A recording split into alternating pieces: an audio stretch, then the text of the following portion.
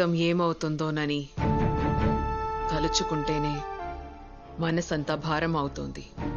త్వరలోనే ఇదే స్థలంలో నువ్వు పెద్ద ప్రమాదంలో చిక్కుకుంటావు. ఆ సమయంలో నీకు సహాయం చేసేందుకు నేనుండను. జాగ్రత్తగా మెదులుకో.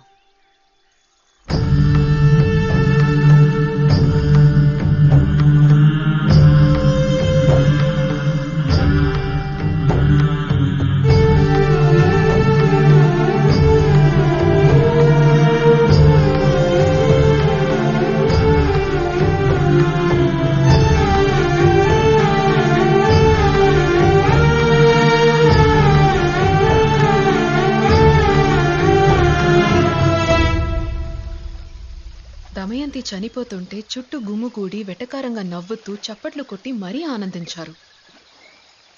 ఆ కోపం, ఆక్రోశం తనలో అలాగే ఉండిపోయింది రాజా.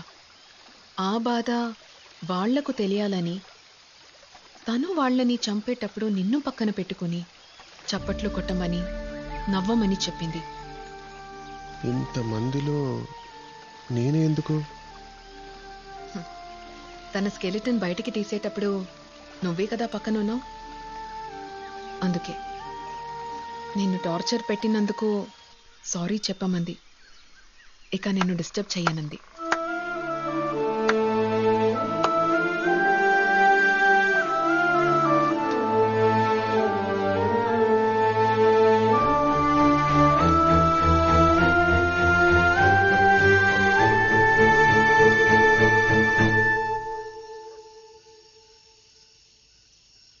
దివ్య, మాకెలా రియాక్ట్ అవ్వాలో కూడా తెలియట్లేదు.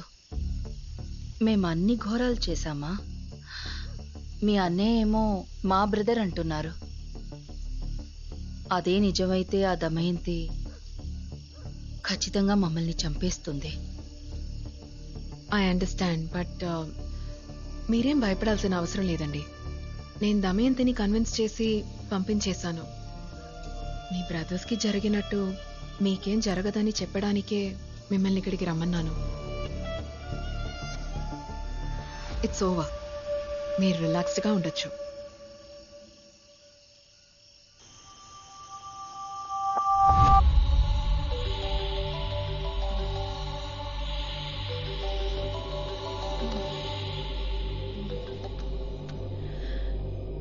ఏంటి ఈ టైంలో ఫోన్ చేస్తున్నా?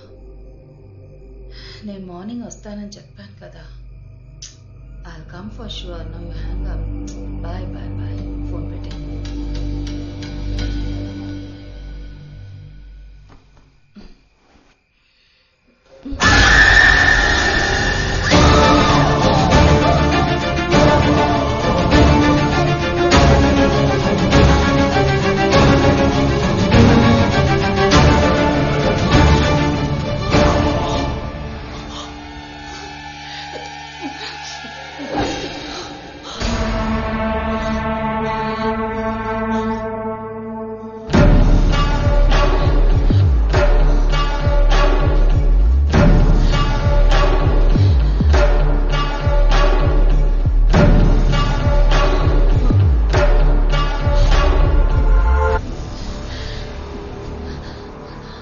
అన్నయ్య,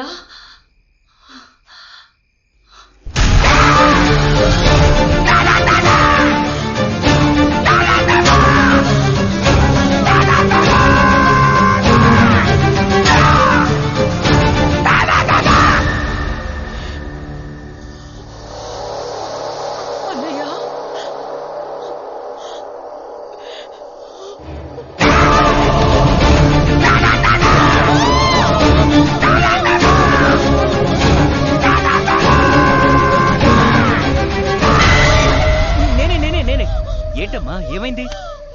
ఎందుకలా ఉన్నావు? అన్నయ్య, దమయంతి. దమయంత తను ఇందాక ఇక్కడే నుంచునుంది. నా రూమ్ లోకి వచ్చింది. ఎటువైపు చూసినా తనే కనిపిస్తోంది.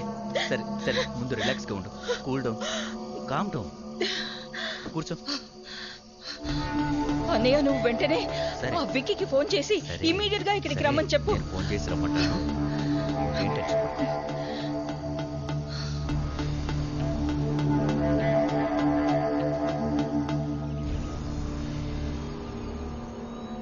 దివ్య దెయ్యం లేదని చెప్పెళ్ళిపోయింది. కానీ రాత్రంతా ఎటు చూసినా దమయంతే కనిపించింది. నువ్వెందుకంత డల్లుగా ఉన్నావు? నువ్వు చెప్పిందంతా రాత్రి నాకు జరిగింది. వికీ, నేను చాలా బోల్డ్, దేన్నైనా ఈజీగా ఫేస్ చేయగలను. కానీ దీన్నెలా హ్యాండిల్ చేయాలో అస్సలు తెలియట్లేదు. Mallika, look Vicky, let's get straight to the point. నీకు 2 లక్షలు జీతం ఇప్పించి కారు, బంగ్లా, అన్ని వస్తువులు ఏర్పాటు చేస్తాను. నెలకి 2 లక్షల జీతం. చెప్పు. వికీ, దివ్యాని చంపేసే. తోడబుట్టిన చెల్లెల్ని చంపమంటున్నానని ఆలోచిస్తున్నావా? దాని టార్గెట్ మేమిద్దరు మాత్రమే కాదు, నువ్వు కూడా. తెలివిగా ఆలోచించి నిర్ణయం తీసుకో. ఆ నిర్ణయం ఏంటో ఈ రోజే నువ్వు తీసుకుని తీరాలి.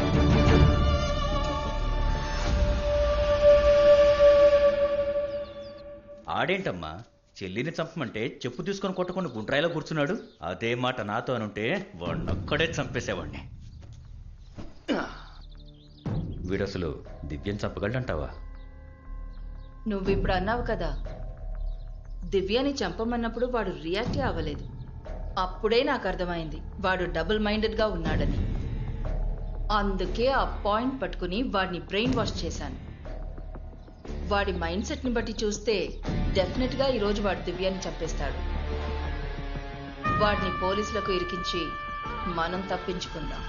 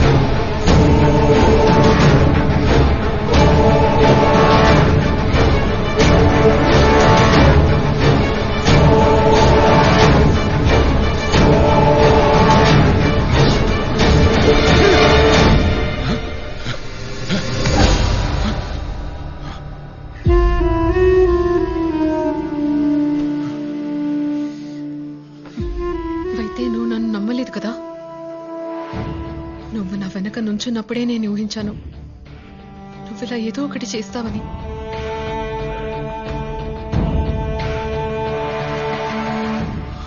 ఐఎమ్ సారీ దివ్య. ఆ దమయంతిని చూసినప్పటి నుంచి ప్రతి క్షణం నరకుల్లానే ఉంది.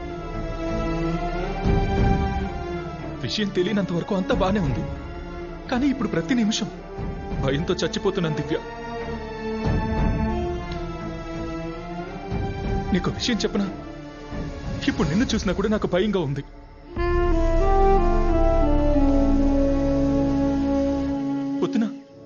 పొద్దున మల్లిక రమ్మంటే వెళ్ళాను. వాళ్ళది అదే పరిస్థితి అంట. రాత్రంతా నిద్రలేదని ఏడుస్తూ చెప్పింది.